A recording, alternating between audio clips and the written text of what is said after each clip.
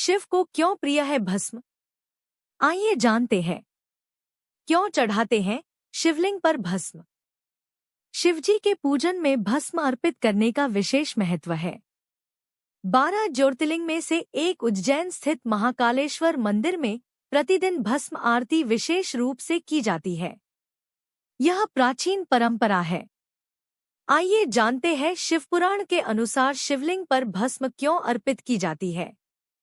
भगवान शिव अद्भुत व अविनाशी हैं।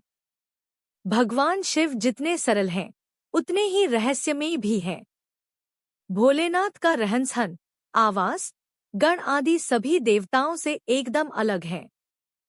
शास्त्रों में एक और जहां सभी देवी देवताओं को सुंदर वस्त्र और आभूषणों से सुसज्जित बताया गया है, वहीं दूसरी ओर भगवान शिव का रूप निराला ही बताया गया है। शिवजी सदैव मृगचर्म धारण किए रहते हैं और शरीर पर भस्म लगाए रहते हैं। शिवजी का प्रमुख वस्त्र भस्म यानी राख है, क्योंकि उनका पूरा शरीर भस्म से ढका रहता है। शिवपुराण के अनुसार भस्म सृष्टि का सार है। एक दिन संपूर्ण सृष्टि इसी राख के रूप में परिवर्तित हो जानी है।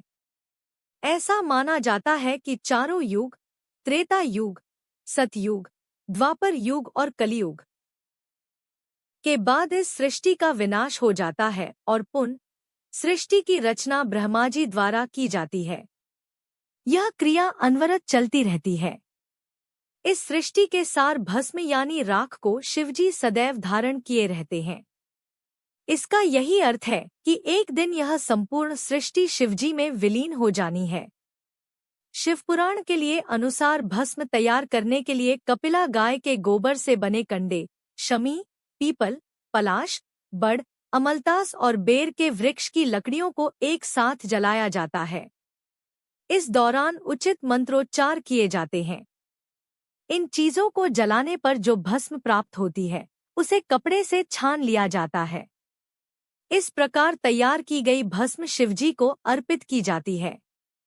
ऐसा माना जाता है कि इस प्रकार तैयार की गई भस्म को यदि कोई इंसान भी धारण करता है तो वह सभी सुख सुविधाएं प्राप्त करता है।